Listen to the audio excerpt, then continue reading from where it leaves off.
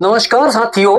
तो आज मैं आपको बताऊंगा कि हमारे घड़े में और बोतल में, जो पानी की बोतल आप लोगों ने सबने देखी है, उसमें पानी ठंडा कैसे रहता है, घड़े में ठंडा कैसा रहता है। तो इतनी गर्मी होने के बावजूद भी घड़े में पानी ठंडा रहता है। तो मैं पहले घड़े की बात बताता हूं आपको, घड़े में पानी ठंडा कैसे रहता है। क्योंकि घड़ा जो होता है वो मिट्टी का होता है, सबको पता है घड़ा मिट्टी का होता है। अब घड़े में मिट्टी में छोटे छोटे सुराग यानी छोटे छोटे रंध्र होते हैं। इन रंध्रों में से पानी जो है वो बाहर रिसता रहता है, हर समय पानी बाहर रिसता रहता है। इस पानी के रिसने के कारण उसका जो सतह क्षेत्र है वो बढ़ जाता है। अब सतह क्षेत्र को बढ़ने के कारण, इसके बढ़ने के कारण इसकी जो बाष्पीकरण की दर है वो बढ़ जाती है। और जब बाष्पीकरण की दर बढ़ जाती है तो उसका टेम्परेचर जो है वो ठंडा रहता है। यही कारण है, बाष्पीकरण की दर बढ़ने के कारण हमारे घड़े का जो अंदर का पानी होता है वो ठंडा रहता है। अब मैं बोतल की बात करता हूं कि जो बोतल होती है, आमतौर पर हमारे टिफिन में बोतल हम ले जाते हैं, अपने स्कूल ऑफिस कहीं भी बोतल ले जाते हैं, उसमें पानी अगर सुबह ठंडा पानी रखें तो शाम तक लगभग पानी ठंडा ही रहता है। अगर गर्म पानी रखें तो लगभग पानी गर्म रहता है। पहाड़ी के क्षेत्रों में जब पानी डालते हैं तो जब सर्दियां होती है तो पानी डालते हैं, गर्म पानी डालते हैं तो पानी लगभग दिन भर गर्म रहता है। गर्मियों के दिन में लगभग पानी ठंडा रहता है। होता क्या है, अगर मैं आपको बताऊं कि अगर ये आपकी एक पुस्तक है, किताब है, बर्फ का टुकड़ा, आप अगर बर्फ को लेते हैं तो बर्फ को साइड में रख देते हैं, तो अगर वो बर्फ रोशनी पड़ेगी तो यहां गलेगी ज्यादा, या इसको बाहर इसके बिल्कुल पीछे रखें, अगर साइड में रखें तो ज्यादा गलेगी बर्फ, जल्दी पिघल जाएगी, क्योंकि उस पर सीधी डायरेक्ट ऊष्मा पड़ेगी, गर्मी पड़ेगी, सूर्य की गर्मी पड़ेगी। तो जब अगर पीछे रखते हैं, इसके पीछे रखते हैं तो वो कम गलेगी, क्योंकि उस पर ऊष्मा का प्रभाव जो है वो कम पड़ेगा।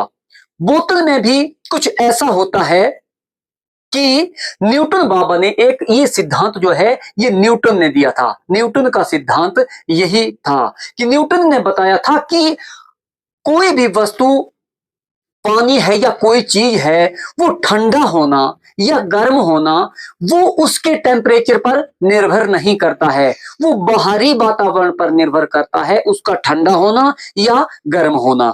मैं आपको बता दूं, ये पानी की बोतल होती है, ये पानी की बोतल है, इसमें अगर ठंडा पानी डालेंगे तो काफी घंटों तक पानी जो है वो ठंडा रहेगा। होता क्या है इसमें कि ये पानी की बोतल है, अगर पानी की ये बोतल है,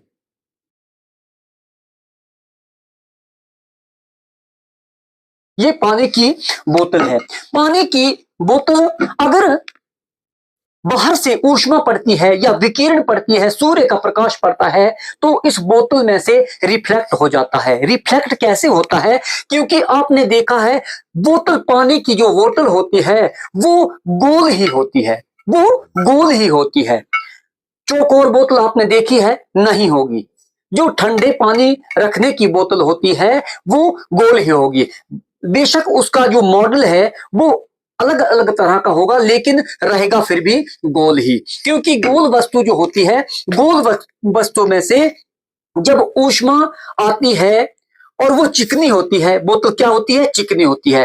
तो ये इसको मोड़ दिया जाता है, इसको मोड़ दिया जाता है ताकि इस पर जो प्रकाश आएगा, जो विकिरण आएगी, वो रिफ्लेक्ट होके वापस चली जाए। अगर यहां से कोई प्रकाश आता है तो रिफ्लेक्ट होके वापस चला जाता है, वापिस चला जाता है, क्योंकि ये चिकनी होती है। आमतौर पर बोतल की जो बाहरी परत होती है, बाहरी सतह होती है, वो चिकनी होती है, इसलिए ये इसको चिकना बनाया जाता है ताकि जो सूर्य का प्रकाश और बाहर की गर्मी, बाहर की जो वातावरण का आभास है, जो गर्मी है, वो यहां से रिफ्लेक्ट होकर वापस चली जाए, अंदर पानी तक ना पहुंचे। और ऐसा होता है कि जब सूर्य का प्रकाश आता है तो यहां से रिफ्लेक्ट होकर वापस चला जाता है। अगर इसको खुरदरा बना दिया जाए, अगर खुरदरा बना दिया जाए तो आपको पता है खुरदरापन जो है वो ऊष्मा को सोखता है। मैंने आपको बताया अगर बर्फ का टुकड़ा यहां नहीं, अगर इसके पीछे रखेंगे और इसको खुरदरा बना देंगे, इसको खुरदरा बना देंगे तो बर्फ जल्दी पिघल जाएगी, क्योंकि जो खुरदरी वस्तु होती है, खुरदरापन जो है वो ऊष्मा को अवशोषित करता है, उसको सोख लेता है, तो गर्मी अंदर ज्यादा देता है। तो इसी कारण अगर इसको खुरदरा बना दिया जाए, बोतल को खुरदरा बना दिया जाए तो वह पानी गर्म हो जाएगा। तो इसकी चिकनाई का कारण यह होता है कि इसकी जो बाहर का वातावरण है, बाहर की गर्मी है, वो रिफ्लेक्ट हो जाए। लेकिन पूरी गर्मी रिफ्लेक्ट नहीं होती है, यहां से लगभग 80 या 90% ये रिफ्लेक्ट करके वापिस अब उसी वातावरण में भेज देता है, इसकी चिकनाहट, बोतल की चिकनाहट। लेकिन जो 10% है वो अंदर चली जाती है, लेकिन फिर भी पानी तक वो नहीं पहुंच पाती है, क्योंकि इसके अंदर आपने देखा है जो इस तरह की बोतलें होती हैं उसमें पानी कम आता है। अगर जो आम प्लास्टिक की बोतल होती है उसको लिया जाए तो पानी उसमें ज्यादा आएगा, तो ऐसी बोतलों में पानी जो है वो कम आएगा, क्योंकि इसमें होता क्या है, इसमें डबल लेयर लगी होती है, एक अंदर और भी लेयर लगी होती है, इसमें एक और अंदर लेयर लगा दी जाती है, ताकि जो बाहरी वातावरण है वो 90% तो रिफ्लेक्ट हो जाता है उसका ऊष्मा, लेकिन 10% जो अंदर जाती है वो अंदर तक नहीं पहुंच पाती है, अंदर तक नहीं पहुंच पाती है। मतलब इसको बाहरी वातावरण से क्वारंटीन कर दिया है। क्या कर दिया है? क्वारंटीन कर दिया है। और इसको, इस पानी को अंदर आइसोलेट कर दिया जाता है, पानी को अंदर आइसोलेट कर दिया जाता है, बाहरी वातावरण से इसका कनेक्शन तोड़ दिया जाता है। इसी के कारण जो पानी है वो अंदर ठंडा रहता है, अगर गर्म डाल दिया जाए तो गर्म रहता है। और जो आइसोलेशन है तो होते हैं वो दो प्रकार के होते हैं, एक होता है गैस आइसोलेशन और एक होता है सॉलिड आइसोलेशन। आपने देखा हमारी जो छत होती है, अंदर गर्मी ना आए तो उसमें क्या, चादर के नीचे छत पे क्या थर्मोकोल लगा दिया जाता है, थर्मोकोल लगा दिया जाता है ताकि बाहर की जो सूर्य का प्रकाश है वो रिफ्लेक्ट होकर वापस चला जाए, लेकिन ज्यादा प्रकाश जो है वो अंदर आ जाएगा। तो थर्मोकोल जो है वो उसको अंदर नहीं पहुंचने देता है, हमारे शरीर तक, उस कमरे में, उस घर में जो आदमी होते हैं वहां तक नहीं पहुंचने देता है। तो इस प्रकार का जो आइसोलेशन होता है उसको क्या बोलते हैं?